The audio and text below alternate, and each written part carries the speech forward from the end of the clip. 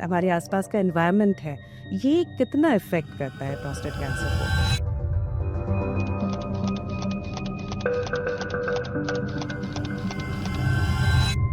जो 65 to 75% of the cancer जो हमारे पास आते हैं प्रोस्टेट के, दो आर यूजली लोकली एडवांस। गाड़ी की सर्विस तो डेली मतलब हर साल करते हैं। कि हम शरीर की सर्विस नहीं करते, ये गाड़ी का चेकअप हर साल होता है।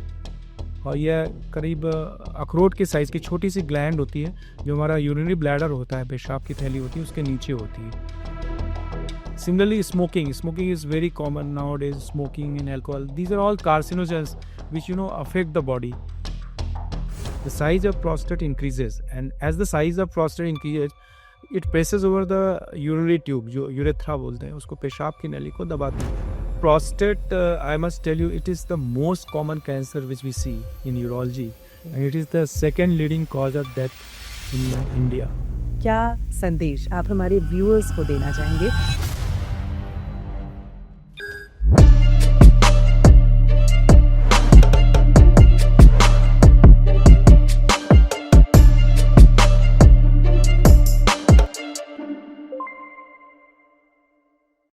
Hello and welcome. I'm Sayukta, your anchor on today's Men's Good Health podcast. Urinary problems are affecting millions of Indians, affecting their kidney health, prostate issues, urinary infections, and much more.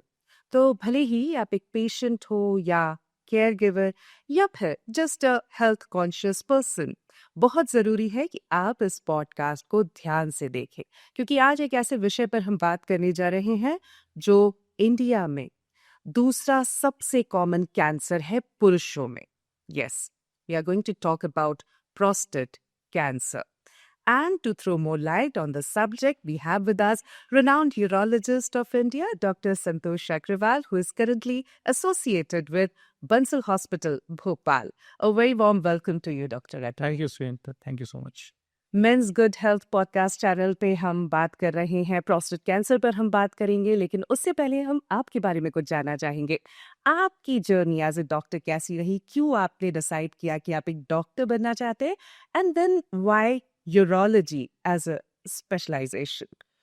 तो Sanyukta, basically क्या है, हमारे time में ऐसा होता था कि दो ही स्ट्रीम होते थे, एक मेडिकल और engineering. And my father decided कि I have to become a doctor. So हम लोग शुरू से ही उसी टाइप से माइंडसेट था कि हम लोग को पीएमटी देना है. And then we got selected in PMT. And after that I did my MBBS from KM hospital Bombay. And after that I did my master of surgery from Maulana medical college. And वहाँ पे जो मेरे guide थे, doctor Kaja, he usually use to do more of urology surgeries. So उसमें urology देखने का काफ़ी मौका मिलता था. And I use to love that reading urology books. So ultimately, I started preparing for the urology entrance exam, and then I had a first rank in PGI Chandigarh and joined a MCH program in PGI Chandigarh. And urology एक ऐसा subject है कि ये versatile subject है. इसमें हर प्रकार की surgeries हैं, और इसमें ओपन सर्जरीज भी हैं, एंडोस्कोपिक सर्जरीज भी हैं, लेप्रोस्कोपिक काफ़ी बड़ा वॉल्यूम है हमारा, रोबोटिक सर्जरी है. मैं I am train robotic surgeon from US. और इसमें वैस्कुलर सर्जरीज भी है, because I am transplant surgeon also. तो वैस्कुलर सर्जरी भी है. तो all type of spectrum of surgeries are there. So मतलब आफ्टर 15 to 16 ईयर के बाद ही मुझे लगता है कि I have chosen the right subject. And I really love doing all surgeries.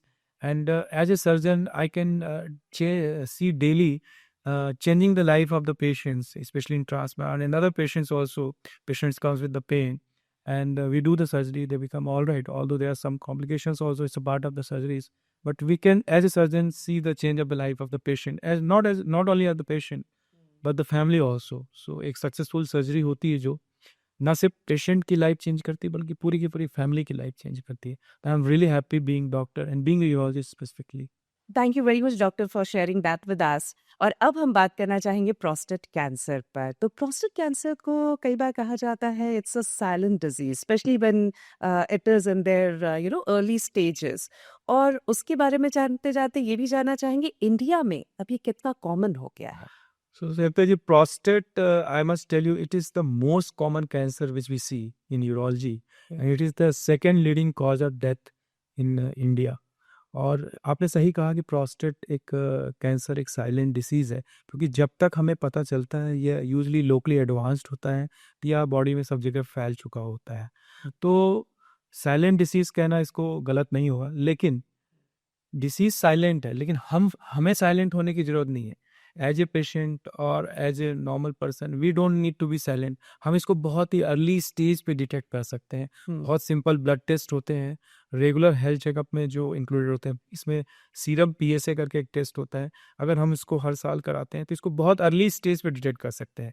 तो definitely it is a silent disease, but as a patient we don't need to be silent. Around जो 65 to 75% of the cancer जो हमारे पास आते हैं prostate के, दो are usually locally advanced और metastatic disease, मतलब वो फैले हुए होते हैं। बहुत ही कम कैंसर होते हैं जो बहुत ही लोकल अर्ली स्टेज पे आते हैं, और या कोई ना कोई थोड़ा बहुत सिम्टम्स होता है, लोग इग्नोर कर जाते हैं, जैसे कि पेशाब बार बार आना, रात में पेशाब के लिए बार बार आना, थोड़ा बहुत ब्लड आना, वो इग्नोर हो जाता है। या फिर होता है कि लोग हेल्थ चेकअप से घबराते हैं। जैसे आपको मैं एग्जांपल दूँ, हम गाड़ी की सर्विस तो डेली मतलब हर साल करते हैं, कि हम शरीर की सर्विस नहीं करते, ये गाड़ी का चेकअप हर साल होता है। तो वैसे हमें अपने शरीर का भी हर साल चेकअप करना चाहिए कि भाई हमारा शरीर सही है कि नहीं। गाड़ी की सर्विस डेली होती है, लेकिन हमारी सर्विस नहीं होती, ना तो हम एक्सरसाइज करते हैं, ना हम प्रॉपर खाना खाते हैं। तो we need a daily service of our body and at least yearly health checkup to know whether कोई डिसीज तो अफेक्टेड नहीं है। कई सारे cancer, not only prostate cancer, बहुत सारे कैंसर अर्ली स्टेज पे डिटेक्ट हो सकते हैं। बिल्कुल। और प्रोस्टेट कैंसर के लिए तो कहा भी जाता है कि अगर अर्ली डिटेक्ट हो जाए तो कहते हैं कि ये सबसे अच्छा कैंसर होता है कैंसर्स में। बिल्कुल, अर्ली जितना अर्ली डिटेक्ट होगा उतना अच्छा क्योर होता है। एंड मैं आपको बता दूं कि अगर ये अर्ली स्टेज पे डिटेक्ट होता है तो it is completely curable cancer. Cancer cure मतलब कि कैंसर शरीर से पूरा खत्म हो चुका है, आप उसके बाद दोबारा लौट के नहीं आएगा। तो जितनी अर्ली स्टेज में डिटेक्ट होगा उतना ज़्यादा क्योर पॉसिबल है इसमें। Right.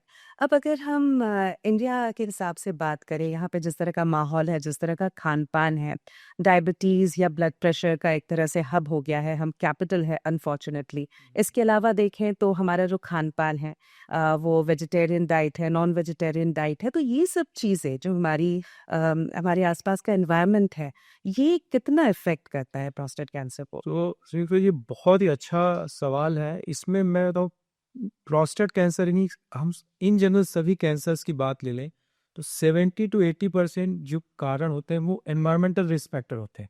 Definitely age is a risk factor, कि भाई जैसे जैसे एज बढ़ती है कैंसर के चांसेस बढ़ते हैं। अगर आपको जेनेटिक टेंडेंसी है, सपोज फैमिली हिस्ट्री है प्रोस्टेट कैंसर की, या कुछ ऐसा जीन है जो फैमिली में रन कर रहा है, that definitely makes you more susceptible for the prostate cancer. But environmental risk factor उतना ही इम्पॉर्टेंट है। तो हम में से बहुत सारे जो है कि बहुत ही बैड लाइफ स्टाइल मतलब अपना रहे होते हैं, क्योंकि हमारा खान पान बिल्कुल ही अलग होता है।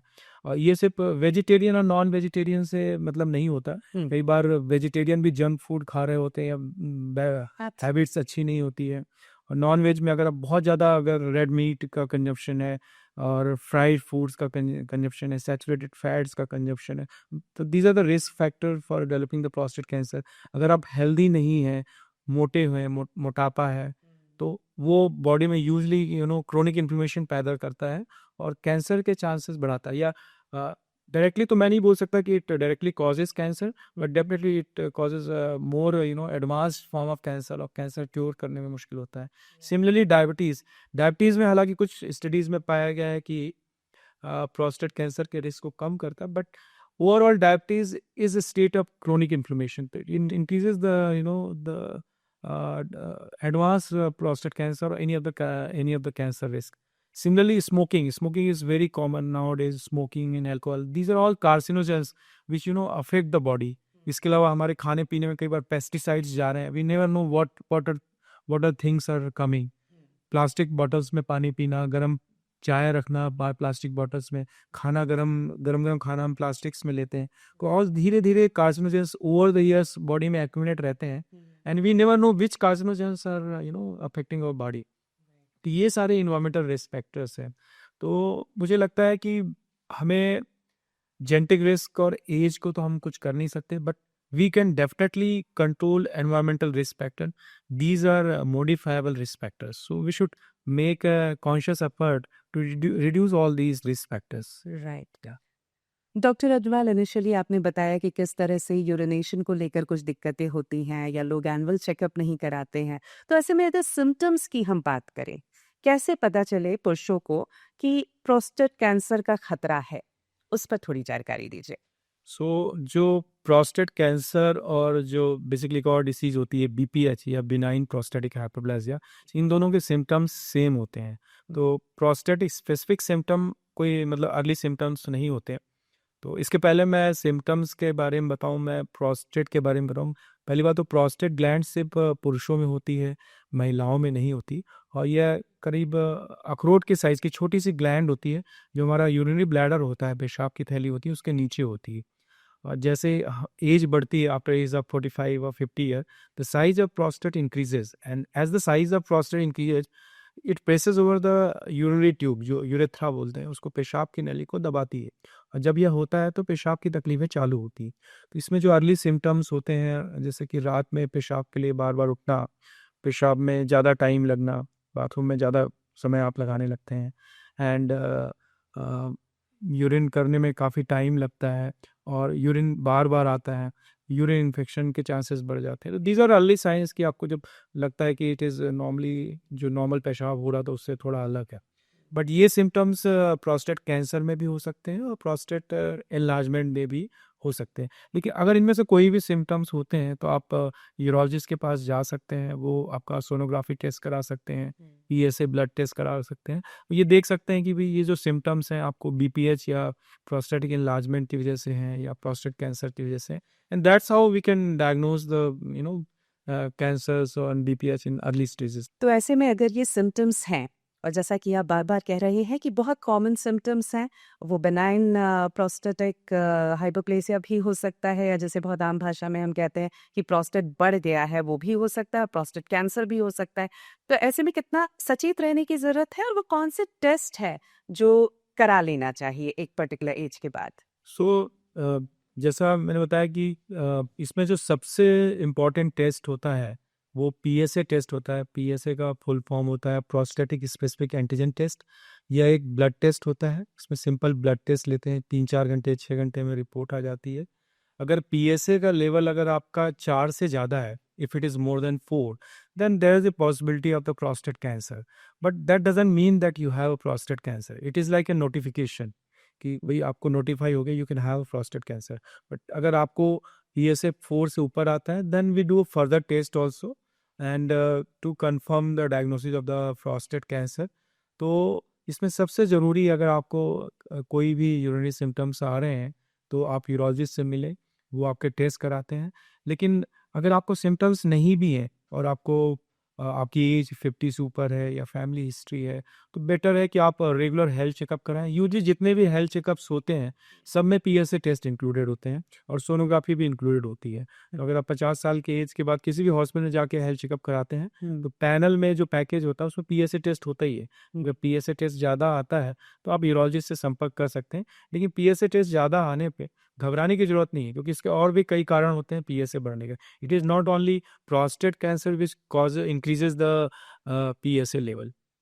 राइट, तो PSA टेस्ट और एनुअल चेकअप ये सब कराते रहना चाहिए, और कोई भी दिक्कत हो तो एक यूरोलॉजिस्ट से मिलना बहुत ज़रूरी है। प्रोस्टेट कैंसर पर हम लगातार बात कर रहे हैं डॉक्टर संतोष अग्रवाल से। Doctor Agarwal, how important is the family history?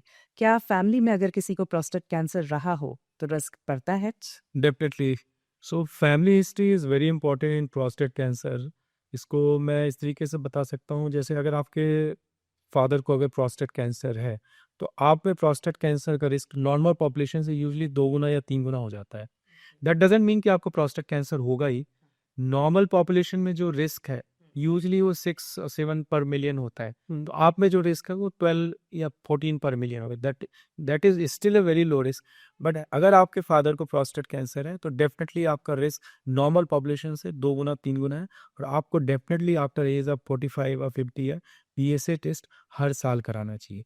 दूसरा, जितने ज़्यादा रिलेटिव को प्रोस्टेट कैंसर उतना ज़्यादा रिस्क बढ़ता जाता है।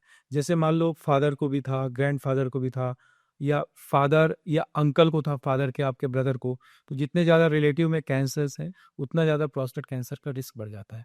It is not only prostate cancer, अगर कोई और भी कैंसर्स हैं, जैसे फैमिली में कई बार आप देखेंगे किसी फैमिली में कैंसर्स रहते हैं, हर किसी बुआ को भी कैंसर है, फादर को भी कैंसर है, अंकल को भी कैंसर है, कुछ कैंसर्स के जीन्स होते हैं जो फैमिली में रन करते हैं।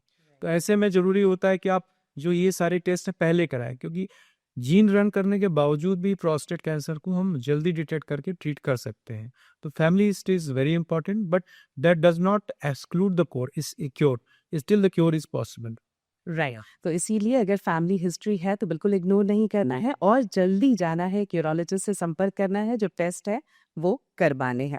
तो डॉक्टर, जिस तरह से सिम्टम्स आपने पहले बताए थे और आपने कहा था कि ये सिम्टम्स बहुत कॉमन है और एक तरह से हम प्रोस्टेट एनलार्जमेंट की बात करें और प्रोस्टेट कैंसर की बात करें तो कई सिम्टम्स तो एक जैसे हैं। अब कई बार होता है एक पर्टिकुलर एज के बाद अगर इस तरह के यूरिनेशन से फ्रीक्वेंसी हुई या अर्जेंसी हुई, इनसे जुड़े सिम्टम्स दिखते हैं, तो अक्सर लोग कह देते हैं कि अरे मैं तो डायबिटिक हूँ या मुझे दूसरी प्रॉब्लम्स हैं या एज हो रही है, अभी तो इन सिम्टम्स के साथ रहना ही होगा। तो इसकी वजह से भी कई बार टेस्ट नहीं कराते, डिटेक्ट नहीं हो पाता। दूसरी बात है, कई बार जो हमारी सोसाइटी के पुरुष हैं वो हेजिटेट भी करते हैं। उनको लगता है कि ये किस तरह के सिम्टम्स है, इसको लेके क्यों डॉक्टर को परेशान करना, क्यों बताना। So they hesitate to talk about this. तो इसके बारे में आप क्या कहना चाहेंगे? सो बेसिकली क्या होता है, जब कोई प्रॉब्लम धीरे धीरे धीरे धीरे डेवलप होती है तो इग्नोर करते हो, you take it as a normal part of the life. Right. अगर कोई प्रॉब्लम अचानक से होती है तो आप एकदम से परेशान हो जाते हो, आप डॉक्टर के पास जाते हो।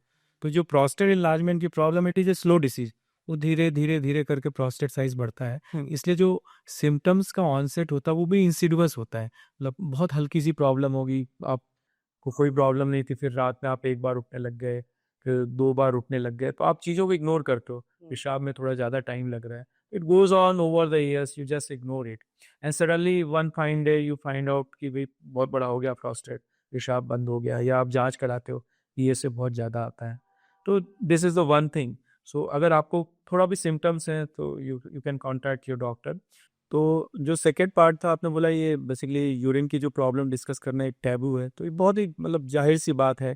जब आप फैमिली में साथ में बैठे हो, अगर मतलब अगर फैमिली में किसी को हार्ट डिसीज़ है या डायबिटीज़ है, तो आप बहुत आसानी से डिस्कस कर लेते हो कि भाई इस डॉक्टर्स को दिखाना है, या मुझे ये प्रॉब्लम हो रही है, शुगर कंट्रोल नहीं हो रही। बट यूरिन से रिलेटेड इशू आप इतना फ्रिक्वेंटली आप फैमिली मेम्बर से डिस्कस नहीं कर सकते कि भाई मेरे को यूरिन में प्रॉब्लम हो रही है, टाइम ज़्यादा लग रहा है। Similar it is same as a sexual issues, मतलब मेंस हेल्थ इश्यूज़ जितने भी हैं सब ये टैबू में ही आ जाते हैं, बिकॉज आप खुलकर फैमिली के सामने डिस्कस नहीं कर सकते। तो इसमें क्या होता है, आप चीज़ें इग्नोर करते रहते हो, आप मतलब डिस्कस नहीं करोगे तो कोई आपको डॉक्टर के पास लेके भी नहीं जाएगा। यूजली फैमिली मेम्बर्स ही होते हैं जो आपको लेके जाते हैं।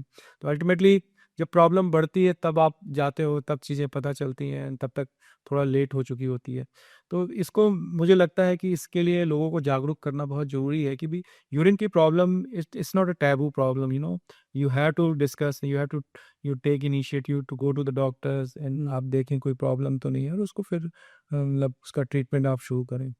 ट्रीटमेंट की बात हुई है तो अब ट्रीटमेंट पर बात कर लेते हैं और साथ ही साथ जो टेक्निकल एडवांसमेंट हो रहा है, आर्टिफिशियल इंटेलिजेंस आ चुका है, तो उसका कितना असर अब देखने में मिल रहा है प्रोस्टेट कैंसर के ट्रीटमेंट पे।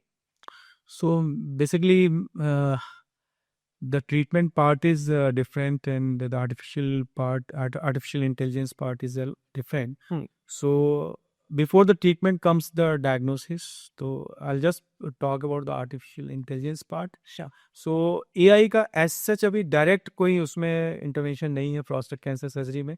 डेफिनेटली आने वाले समय में प्रोस्टेट कैंसर इमेजिंग में it will make a lot of part, still playing a part.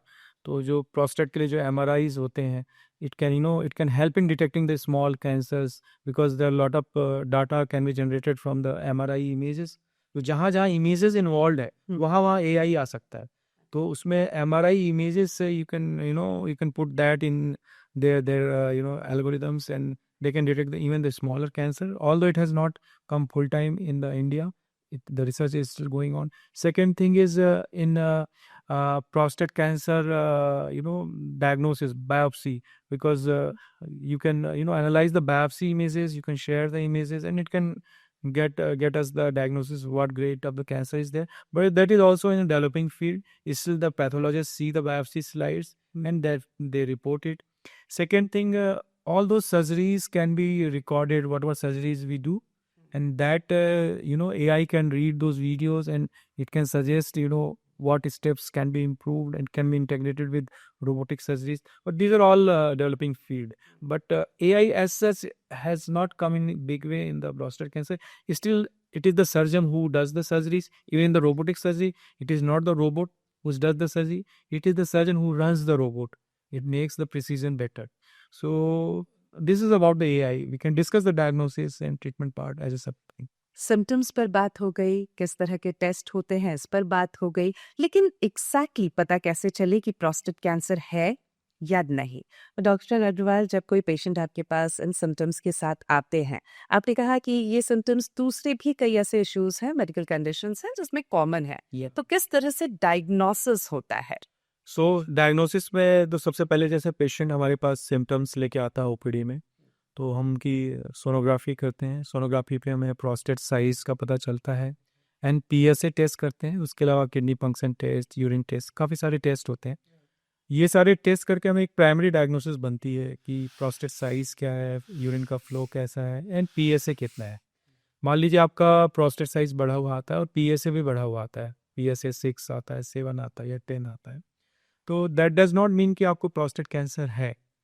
तो लेकिन अगर 4 से ज़्यादा PSA आता है तो अपने को एक अलर्ट सिम्टम्स आता है कि प्रोस्टेट कैंसर हमें रूल आउट करना है।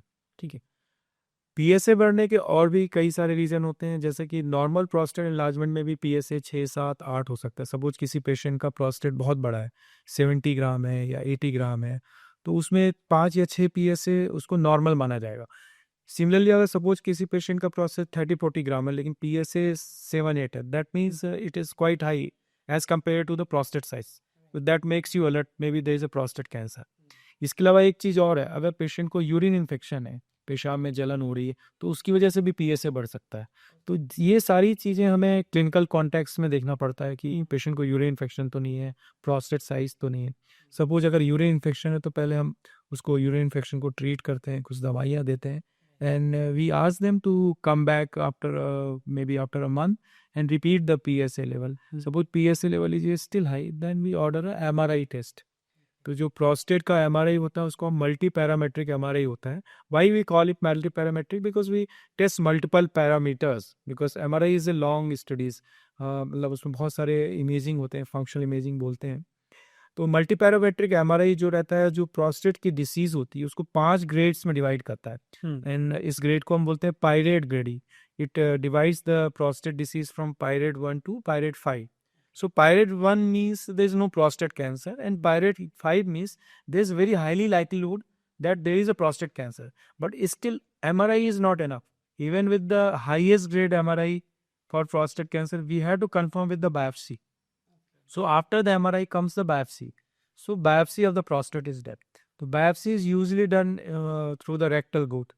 We do during the clinical examination we also do a DRE test, जिसमें हमको डिजिटल रेक्टल एग्जामिनेशन जिसे हम बोलते हैं, इसमें ग्लास पहन के पेशेंट के जो एनस में फिंगर डाल के ही palpate the prostate. Prostate can be easily felt through the rectum, because वो रेक्टम जो लेटरिन का रास्ता होता है उसके जस्ट आगे होता है, तो we can easily feel. If it is very hard that means there is a chances of prostate cancer. If it is soft that means prostate cancer के चांसेस कम है. Although it is a subjective test, but it gives us a fair amount of the idea. Suppose बहुत ही locally advanced prostate cancer है, तो you will feel it is a very hard, big prostate. So this is how we, initially diagnose the condition. History, clinical examination, sonography test, PSA test, ruling out urinary infection, then MRI. If MRI is giving suspicion, we do a biopsy. In biopsy we get a definitive diagnosis of cancers. उसकी भी grading होती है, although I think detail पे जाना ठीक नहीं लगेगा. इसमें ग्लीसर स्कोर आता है, उससे ग्रेडिंग पता चल जाती है कि कैंसर लो ग्रेड है, मीडियम ग्रेड है कि हाई ग्रेड है for a general purpose. And after we confirm the prostate cancer we do a PET scan. जो आपने सुना ही होगा कि कैंसर्स के लिए पेट स्कैन होते हैं. जो प्रोस्टेट कैंसर का जो पेट स्कैन होता है that is known as a PSMA PET scan.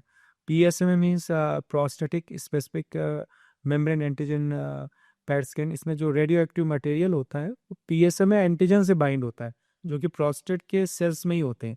तो जहाँ जहाँ प्रोस्टेट कैंसर वहाँ जाके वो बाइंड हो जाता है, और जब आप PSMA पैट करते हैं तो वो एकदम लाइट बल्ब जैसा दिखता है, मतलब it shows yellow fluorescence light and we can detect where the prostate cancer is. So उससे हमें पता चलता है कि प्रोस्टेट कैंसर सिर्फ प्रोस्टेट में ही है कि प्रोस्टेट में फैला हुआ है। सो ये सारे टेस्ट करने के बाद हम प्रोस्टेट कंफर्म करते हैं कि प्रोस्टेट कैंसर है कि नहीं है, और इससे स्टेज पता चलता है कि ये स्टेज 1 है, स्टेज 2 है, स्टेज 3 है, स्टेज 4 है।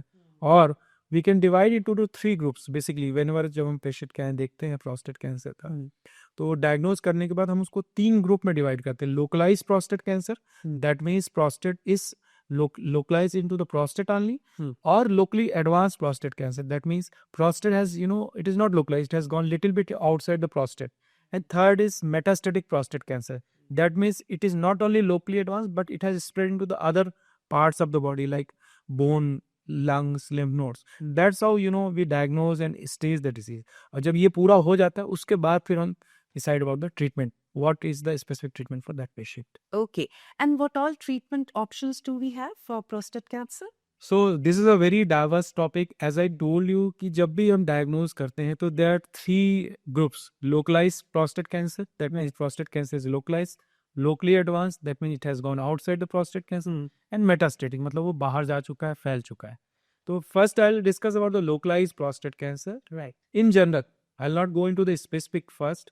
Localized prostate cancer means कि आप उसको अगर prostate को पूरा निकाल दें तो पूरा तरीके से क्योर पॉसिबल है। तो that is done by surgery, that surgery is known as radical prostatectomy surgery. उसमें हम प्रोस्टेट कैंसर पूरा निकालते हैं। बट ये जो सर्जरी होती है, जो नॉर्मल प्रोस्टेट एनलार्जमेंट सर्जरी होती है उससे अलग होती है। तो नॉर्मल प्रोस्टेट एनलार्जमेंट की सर्जरी होती है वो पेशाब रोकने के लिए होती है, पेशाब रुक गया, बंद हो गया, वो पेशाब के रास्ते होती है जिसको हम TURP या होलेप सर्जरी कहते हैं। लेकिन जो ये सर्जरी होती है पेट के रास्ते होती है। पेट के रास्ते या तो आप लैप्रोस्कोप डाल के कर सकते हो, लैप्रोस्कोपी कर सकते हो, या रोबोटिक सर्जरी कर सकते हो, ओपन सर्जरी कर सकते हो, या मतलब ये मतलब पेसिव तो ये लैप्रोस्कोप डाल के कर सकते हो, रोबोटिकली कर सकते हो, या ओपन सर्जरी कर सकते हो। तो इस तरीके से हम प्रोस्टेट पूरा निकाल देते हैं। और जो बीच का गैप होता है, तो आपको जैसे मैंने पहले बताया था कि जो पेशाब की थैली होती है प्रोस्टेट होता है, पेशाब का रास्ता होता है। प्रोस्टेट को निकाल के जो पेशाब की थैली ब्लैडर और पेशाब के रास्तों को टाकों के द्वारा सिल देते हैं और आसपास के लिम्फ नोड्स निकालते हैं। This surgery is known as radical prostatectomy surgery. तो this is done basically for localized prostate cancer. Second, if patient is not fit for surgery or patient is not ready for surgery or patient chooses radiotherapy, the second option is radiotherapy. There are a lot of options for radiotherapy. We can do a external beam radiotherapy or brachytherapy. There are a lot of things. We might not have to go into the details of those therapy. Right. But radiotherapy is second option we can do. Okay. So this is for localized prostate cancer. Right. Suppose cancer फैला हुआ है आपका, मतलब prostate से बाहर जा रहा है, it is a locally advance prostate cancer. So उसमें थोड़ा सर्जरी मुश्किल होती है, but still surgery may be an option. Suppose बहुत ज़्यादा नहीं, थोड़ा सा ही फैला तो we can do a surgery. But most of the time for locally advance prostate cancer which is a multi modality therapy, which give radiotherapy as well as hormonal therapy. Hormonal therapy भी मैं discuss करूँगा। Basically hormonal therapy इसमें इसलिए important होती है कि जो prostate cancer होता है उसकी जो ग्रोथ होती है वो टेस्टोस्टेरोन हार्मोन पे डिपेंड करती है। एज यू नो, जो टेस्टोस्टेरोन हार्मोन होता है that comes from testis, it is a male hormone. तो उसका प्रोस्टेट कैंसर की ग्रोथ में बहुत ही इंपॉर्टेंट रोल होता है। अगर वो हार्मोन का लेवल एकदम से कम कर दिया जाए प्रोस्टेट कैंसर की ग्रोथ एकदम से रुक जाती है, PSA लेवल कम हो जाता है। तो लोकली एडवांस प्रोस्टेट कैंसर में हम रेडियोथेरेपी के साथ साथ हार्मोनल थेरेपी भी देते हैं। थर्ड जो मैंने बताया था मेटास्टेटिक कैंसर। मेटास्टेटिक कैंसर मतलब अब उसका पूरे तरीके से क्योर पॉसिबल नहीं है, उसको सिर्फ हमें कंट्रोल करना है। तो उसमें जो रोल आता है हार्मोनल थेरेपी प्लस कीमोथेरेपी का होता है। तो हम कुछ ऐसा ट्रीटमेंट करते हैं ताकि टेस्टोस्टेरोन हार्मोन एकदम से बॉडी में इस लेवल पे पहुंच जाए कि वो बहुत ही लो, उससे प्रोस्टेट कैंसर की ग्रोथ रुक जाती है। और अगर मान लीजिए कैंसर बहुत ज़्यादा फैला हुआ है तो उसके साथ साथ हम कीमोथेरेपी भी देते हैं। हालांकि ये जो पूरा ट्रीटमेंट पार्ट है वो काफ़ी कॉम्प्लेक्स है। तो जैसा मैंने समझाया कि इजीली ऐसे ही समझ सकते हैं कि लोकलाइज कैंसर मतलब सर्जरी या radiotherapy, locally advance prostate cancer मतलब रेडियोथेरेपी प्लस हार्मोनल थेरेपी और plus minus surgery. Metastatic cancer means कि आप सर्जरी यूजली अवॉइड करते हो, इसमें रेडियोथेरेपी भी यूजली नहीं होती, इसमें या आप हार्मोनल थेरेपी या कीमोथेरेपी देते हो, या कुछ नई थेरेपीज आ गई हैं जैसे पार्ट पिरिविट्रेस and all those things. But this is a you know in brief about the prostate cancer if you can understand. Right, right. या हमने यहाँ पे प्रोस्टेट कैंसर के ट्रीटमेंट पर बात की, लेकिन एक सर्जरी है जिस पर हम ज़रूर बात करना चाहेंगे. एक टेक्निक है, technology advancement, and that is robotic surgery. Urology में बहुत इस्तेमाल हो रहा है, प्रोस्टेट कैंसर में किस तरह के प्रोस्पेक्ट्स हैं? सो प्रोस्टेट कैंसर में robotic surgery is one of the main form of the treatment, and ये मेनली लोकलाइज प्रोस्टेट कैंसर में होता है. जैसा मैंने बताया कि surgery is mainly for localise and few of the locally advance prostate cancers. And लेकिन जब मैं रोबोटिक सर्जरी की हम बात करते हैं एज ए लेमैन, अगर हम किसी को बताएंगे तो लोगों को लगता है कि कोई रोबोट आके सर्जरी करके चला जाएगा और सर्जन का तो कोई रोल ही नहीं है. तो it is not like that. Basically अगर मैं सिंपल भाषा में समझाऊं तो robot is any machine which reduces the human effort. ठीक है, तो रोबोट जो सर्जन का एफर्ट कम कर रहा है, बट इसका मतलब ये नहीं है कि सर्जन कम इम्पॉर्टेंट हो गए. It increases the precision. तो अगर इसमें जो रोबोट हम यूज़ करते हैं, इसमें बेसिकली दो पार्ट होते हैं, मास्टर एंड स्लेव सिस्टम बोलते हैं. तो जो एक पार्ट होता है वो पेशेंट के साइड होता है, जैसे सर्जरी के टेबल पे पेशेंट लेटा हुआ है तो एक पेशेंट कार्ट होती है, उसमें रोबोटिक आर्म्स होते हैं, जो 4 आर्म्स होते हैं जो पेशेंट के अंदर दूरबीन डालते हैं. एक कैमरा आर्म होता है और 3 इंस्ट्रूमेंट्स आर्म्स होते हैं. तो हम पेट के अंदर 4 या 5 आर्म्स डालते हैं, और रोबोटिक सर्जरी से जो आर्म्स होते हैं उससे दूरबीनें अंदर जाती है. और ये जो रोबोटिक आर्म्स होते हैं एक कंसोल के द्वारा मतलब ये सर्जन उसको कंट्रोल करता है. तो जो रोबोटिक कंसोल होता है वो उस पेशेंट से दूर होता है, उसमें सर्जन बैठता है और उसमें एक जॉयस्टिक होता है. जैसे आपने कंप्यूटर गेम खेले है ना पहले, तो कंप्यूटर गेम में आप कंप्यूटर से खेलते रहते हैं, फायर करते हैं, मतलब जो भी आ रहा है उसको मार रहे होते हैं. तो वैसे उसमें जॉयस्टिक होती है, वो जॉयस्टिक से आप चारों आर्म्स कंट्रोल करते हो. It is like playing big video game, but it is not a video game. You're playing with the life of the patients. So आप जॉयस्टिक से बहुत ही फाइन तरीके से आप रोबोटिक आर्म्स कंट्रोल करते हो, और उसमें विज़न होता है वो 3D विज़न होता है. मतलब उसमें ऐसा लगता है जैसे आप एकदम पेशेंट के अंदर ही बैठ के सर्जरी कर रहे हैं. It has a big magnified vision and it looks very easy. And जो जो आपके जो मोशंस होते हैं बहुत ही कंट्रोल्ड होते हैं. आपके जो रोबोटिक आर्म्स होते हैं उससे आपके ट्रेमर्स भी फिल्टर हो जाते हैं. बहुत ज़्यादा प्रिसीजन होता है. आप छोटे से छोटे शरीर के कोनों में जाके आप सर्जरी कर सकते हो. और सुचरिंग जो टाँके लगाना होता है, जो हम बेसिकली हम जो जोड़ते हैं जब ब्लैडर और यूरेथ्रा, वो काफ़ी इजी हो जाता है क्योंकि बहुत मैग्नीफाइड और 3D विजन होता है. तो ब्लीडिंग वगैरह भी बहुत कम होती है. जैसे ब्लीडिंग होती है आप तुरंत जाके कंट्रोल कर सकते हो. नर्व्स जो बेसिकली होती है, सेक्सुअल फंक्शंस की जो नर्व्स होती हैं, वो बचाना बहुत आसान होता है. इसको हम नर्व स्पेयरिंग रेडिकल प्रोस्टेक्टमी कहते हैं.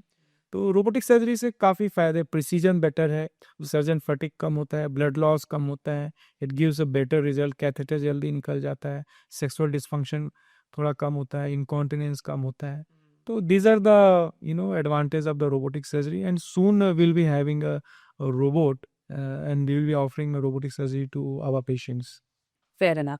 डॉक्टर, ये भी आपसे जानना चाहेंगे, अभी अभी आपने जिक्र किया इनकॉन्टिनेंस या सेक्सुअल इश्यूज जो कई बार सर्जरी के बाद या प्रोस्टेट कैंसर के बाद देखने को मिलता है इलाज के बाद. तो इस तरह के जो एक तरह से हम कहें दुष्प्रभाव है, चाहे वो इनकॉन्टिनेंस हो, चाहे वो इरेक्टाइल डिसफंक्शन या इम्पोटेंसी हो, इसके बारे में थोड़ा बताइए. सो जो प्रोस्टेट कैंसर सर्जरी के जो 2 मेन साइड इफ़ेक्ट्स हैं या 2 मेन प्रॉब्लम है, वो है इनकॉन्टिनेंस एंड सेक्सुअल डिसफंक्शंस. तो जब भी हम प्रोस्टेट सरते हैं तो जो प्रोस्टेट का जो स्फिंक्टर होता है जहाँ पे पेशाब का कंट्रोल होता है, जैसे इसके लिए अगर हम पहले नॉर्मल वाइडिंग फंक्शन करें की बात करें, कैसे हम पेशाब करते हैं, तो पुरुषों में जब आपको यूरिन ब्लैडर फुल हो जाता है तो आप पेशाब करने जाते हैं, तो स्फिंक्टर मसल होता है जो प्रोस्टेट के नीचे होता है, वो ब्रेन में सिग्नल जाता है कि ब्लैडर भर गया है, तो ब्रेन स्फिंक्टर को कमांड देता है, स्फिंक्टर रिलैक्स हो जाता है, और तब आपका स्फिंक्टर रिलैक्स होता है और साथ ही साथ ब्लैडर भी कॉन्ट्रैक्ट करता है. इस तरीके से आपको पेशाब होता है. जब हम प्रोस्टेट सर्जरी करते हैं, क्योंकि स्फिंक्टर काफ़ी पास में है, तो उसमें पुश और पुल होता है, तो उससे स्फिंक्टर थोड़ा डैमेज होता है, तो उससे थोड़ा पेशाब का कंट्रोल कम हो जाता है. पर most of the time Kegel exercises और मेडिकेशंस वगैरह से in 90 to 95% of the patient within 6 months complete continence आ जाता है. तो शुरू में तो परेशान होता है पेशेंट, लेकिन बहुत समझना ये ज़रूरी है कि ये परमानेंट नहीं होता। 90-95% पेशेंट में वह मतलब कंट्रोल हो जाता है। इन 2-3% ऑफ द पेशेंट अगर लीकेज बहुत ज़्यादा है तो we can do other surgeries like artificial sphincter surgery to control that leakage. तो this is about the leakage और incontinence. Second is about sexual dysfunction.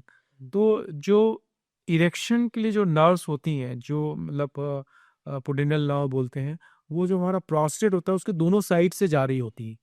अगर आप प्रोस्टेट का डायग्राम देखेंगे तो उसके नीचे साइड में 2 न्यूरोवास्कुलर बंडल होते हैं, left neurovascular bundle and right neurovascular bundle. जब हम सर्जरी करते हैं तो ये न्यूरोवास्कुलर बंडल डैमेज हो सकते हैं।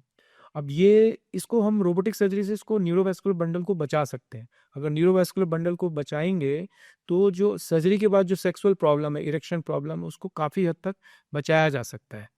बट ये इस बात पे डिपेंड करता है कि आपका प्रोस्टेट कितना एडवांस है। अगर मान लो प्रोस्टेट छोटा सा है तो आप न्यूरोवास्कुलर बंडल को दोनों तरफ प्रिजर्व कर सकते हो। क्योंकि सपोज एक तरफ एक राइट लोब में प्रोस्टेट कैंसर ज़्यादा है या लेफ्ट में कम है तो आपको न्यूरोवास्कुलर बंडल कई बार कट करना पड़ता है, जानबूझ के कट करना पड़ता है। अदरवाइज आपको कैंसर क्योर नहीं होगा। क्योंकि हमारे लिए सबसे इम्पोर्टेंट है कैंसर क्योर, सेक्सुअल फंक्शन बाद में आता है। Right. Although that is important but cure comes first. इसी सेक्सुअल फंक्शंस को देखते हुए आजकल नर्व स्पेयरिंग सर्जरी आई है और नर्व स्पेयरिंग रोबोटिक्स से ज़्यादा अच्छे से की जा सकती है। तो जब कैंसर लोकलाइज होता है तो हम नर्व स्पेयरिंग रेडिकल प्रोस्टेक्टमी कर सकते हैं, उससे इरेक्टाइल फंक्शन प्रिजर्व होता है। और मान लो अगर थोड़ा बहुत प्रॉब्लम आती है तो स्टार्टिंग में हम दवाइयाँ चालू करके, एक्सरसाइज चालू करके, वैक्यूम इरेक्शन डिवाइसेस होती है, ये सारी चीज़ें यूज़ करके उसको सही किया जा सकता है। सपोज अगर मान लो बहुत यंग एज में आपको सर्जरी हो गई, कंप्लीट इरेक्टाइल डिसफंक्शन हो गया कि बिल्कुल मतलब इरेक्शन हो ही नहीं रहा है, and that is also important part of life. Right. तो we can put some penile prosthesis, we can put a implant to have an erection. Patient can have assume normal sexual life. हर चीज का इलाज है, लेकिन सबसे पहले तो लाइफ जरूरी है ना, बिल्कुल। उसके बाद लाइफ स्टाइल आती है। तो बिल्कुल। लाइफ पहले कैंसर क्योर से आएगी, उसके बाद लाइफ स्टाइल आएगी। बट लाइफ स्टाइल भी होगी, डेफिनेटली होगी और अच्छी होगी अगर क्योर हो गया तो। और इन सब के लिए सबसे ज़्यादा ज़रूरी यही है कि जब भी सिम्पटम्स दिखे तो उन्हें इग्नोर नहीं करना है, तुरंत एक यूरोलॉजिस्ट से मिलना है ताकि ये जल्द से जल्द पता चल सके कि बीमारी क्या है, परेशानी क्या है और उसका सही इलाज भी हो। ट्रीटमेंट पर भी हमने बात कर ली। अब एक पेशेंट है, वो उबर चुका है, लेकिन मानसिक तौर पर क्योंकि कैंसर है and cancer itself is a scary word, मानसिक तौर पर किस तरह से आप उन्हें इस तरह से मोटिवेट करते हैं कि वो एक हेल्दी और लाइफ जी सके, और दूसरा फॉलोअप्स कितना ज़रूरी है? सो बेसिकली ये बहुत ही इम्पोर्टेंट है बिकॉज ये जो मानसिक तौर पर जो कैंसर डायग्नोसिस होने के बाद पेशेंट्स को प्रॉब्लम आती है, ढंग से डील नहीं की जाती या लोग इस पे ध्यान नहीं देते। एज ए डॉक्टर हमारे पास टाइम भी कम होता है कि पेशेंट मानसिक तौर पे किस कंडीशन से गुजर रहा है या उसकी फैमिली किस कंडीशन से गुजर रही है, हम उस चीज़ को बिल्कुल बिल्कुल इग्नोर कर पाते हैं। एंड एक मैं छोटा सा एग्जांपल दूंगा। मतलब हमारा एक पेशेंट था अराउंड अ ईयर बैक, उनको जस्ट 46 की एज पे प्रोस्टेट कैंसर डायग्नोज हुआ। और जब डायग्नोज हुआ तो वो एडवांस प्रोस्टेट कैंसर था। एडवांस प्रोस्टेट कैंसर जब पता चला और उनके छोटे छोटे बच्चे भी थे तो मतलब उसमें कुछ खास मतलब किया नहीं जा सकता था। ट्रीटमेंट हुआ, ट्रीटमेंट का बहुत ज़्यादा फर्क पड़ा नहीं। और उन्होंने मतलब 2-3 महीने ट्रीटमेंट के बाद ही उन्होंने फिर ट्रीटमेंट छोड़ दिया, ऑल्टरनेटिव मेडिसिन पे चले गए। Alternative medicine advance prostate cancer में हालांकि बहुत सारे लोग बोलते हैं फ़ायदा है कि, but what we have found कि it you know damages more rather than help. तो वो फैमिली किसी और ट्रीटमेंट में चली गई। Then father was into alternative medicine, wife wanted cure. कि बाद में अल्टीमेटली फैल गया और फैमिली आपस में ही लड़ने झगड़ने लग गई। तो बहुत सारी फैमिली डायनेमिक्स होती हैं। मानसिक रूप पे पेशेंट की फैमिली बहुत परेशान रहती है। तो as a doctor we should empathise with the patient and we should help in recovering those conditions also. एंड मैं बता दूं कि जो प्रोस्टेट कैंसर है, हालांकि कैंसर है but it is a slow growing cancer. अगर मान लो लो ग्रेड लो वॉल्यूम अगर अर्ली डिटेक्शन हो गया तो इसका क्योर पूरा पॉसिबल है। तो इसमें सबसे इम्पोर्टेंट ये है कि अगर आपको डायग्नोज होता है तो परेशान ना हो। अगर अर्ली स्टेज पे है तो क्योर पॉसिबल है। और 15 ईयर सर्वाइवल, अगर हमें 15 साल कितने पेशेंट जिएंगे, तो it is more than 90 to 95%। सो अगर आपको लोकलाइज प्रोस्टेट कैंसर है तो 15 साल के बाद भी 15 साल is a long life for cancer patient, क्योंकि ये डायग्नोज भी 50-60 पे होता है। तो 90 to 95% पेशेंट में पूरी तरीके से ठीक हो जाते हैं। प्रॉब्लम तब होती है जब ये एडवांस स्टेज में डायग्नोज होता है। तो हमारे पास लड़ने का जो सबसे बड़ा औजार है कि हम इसको जल्दी से जल्दी डिटेक्ट करें। हर साल हेल्थ चेकअप कराएं, और अगर ट्रीटमेंट पूरा होता है तो प्रॉपर आप अच्छी जगह से इलाज कराएं, ना कि आप अल्टरनेटिव मेडिसिन में इधर उधर घूमते रहें, शॉर्टकट्स ढूंढते रहें। कि शॉर्टकट्स ढूंढने में वो क्या होता है, लाइफ भी शॉर्ट हो जाती है अपनी। बिल्कुल, क्या तो शॉर्टकट्स नहीं ढूंढना है, सही इलाज लेना है और सही इलाज के बाद डॉक्टर से संपर्क में रहना है फॉर प्रॉपर फॉलोअप्स। चलते चलते डॉक्टर संतोष अग्रवाल, क्या संदेश आप हमारे व्यूअर्स को देना चाहेंगे प्रोस्टेट कैंसर से संबंधित, हमारी हेल्थ से संबंधित? तो मेरा यही संदेश है फॉर प्रोस्टेट कैंसर पेशेंट्स और फॉर एनी कैंसर पेशेंट, जितना जल्दी डायग्नोसिस होगा उतना ज़्यादा सफल इलाज होगा। तो आप रेगुलर हेल्थ चेकअप कराएं, स्पेशली अगर फैमिली हिस्ट्री है आपकी प्रोस्टेट कैंसर की तो और भी ज़्यादा जरूरी है, या किसी प्रकार के प्रोस्टेट कैंसर की। हर पुरुष या महिला को साल में एक बार हेल्थ चेकअप जरूर कराना चाहिए। कई सारे किडनी कैंसर पेशेंट्स भी हम हेल्थ चेकअप के दौरान ही डिटेक्ट करते हैं। दूसरा संदेश ये है कि एक हेल्दी वेट मेंटेन करें। अगर आपको ओबीज हैं तो ये सारी चीज़ें आपको बहुत सारे डिसीजेस का रिस्क फैक्टर बढ़ाती हैं, not only diabetes and hypothyroid, ये आपको कैंसर का रिस्क भी बढ़ाती है। थर्ड है स्मोकिंग, या किसी फॉर्म में अगर आप टोबैको का सेवन कर रहे हैं तो उसको बिल्कुल अवॉइड करें। ये ऑलमोस्ट हर प्रकार के कैंसर को ये बढ़ाता है। और India is a cancer cap, India is a cancer country. And Bhopal में मैं बता रहा हूँ सबसे ज़्यादा one of the highest volume oral cancer in the Bhopal, वो यहाँ पे राष्ट्रीय गुटखा और ये सारे दुनिया भर के गुटखा तंबाकू वाले जो पदार्थ हैं सबसे ज़्यादा सेवन किए जाते हैं। सिमिलरली यूपी में भी काफ़ी ज़्यादा ओरल कैंसर्स होते हैं। तो टोबैको प्रोडक्ट्स आपको बिल्कुल भी यूज़ नहीं करना है।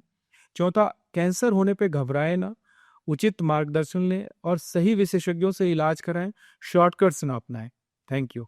Thank you so very much, Dr. Santosh Agrawal, for joining us and making this podcast so informative. और मुझे पूरी उम्मीद है कि जो टिप्स आपने दिए हैं, जो एडवाइस आपने दी है, उसका पूरा ध्यान हमारे व्यूअर्स भी रखेंगे, खुद को हेल्दी रखेंगे। और फिर भी अगर इस तरह के सिम्टम्स हैं तो घबराइएगा नहीं, एक अच्छे यूरोलॉजिस्ट से संपर्क कीजिए। सही समय पे डिटेक्ट होगा, डायग्नोस होगा, सही इलाज लेंगे तो आप एक बहुत ही हेल्दी लाइफ लीड कर सकेंगे। एक बार फिर आपका बहुत बहुत शुक्रिया मेंस गुड हेल्थ पॉडकास्ट में हमारे साथ जुड़ने के लिए। Thank you. और व्यूअर्स, आपका भी बहुत बहुत शुक्रिया हमारे साथ जुड़ने के लिए। यूरोलॉजिकल प्रॉब्लम्स पर और ज़्यादा जानकारी, वो भी देश और दुनिया के जाने माने यूरोलॉजिस्ट के साथ अगर आप जानना चाहते हैं तो बने रहिए men's good health podcast channel पर। We are also available on YouTube, Instagram, Spotify and Apple podcast. Thank you, have a great day ahead, good bye.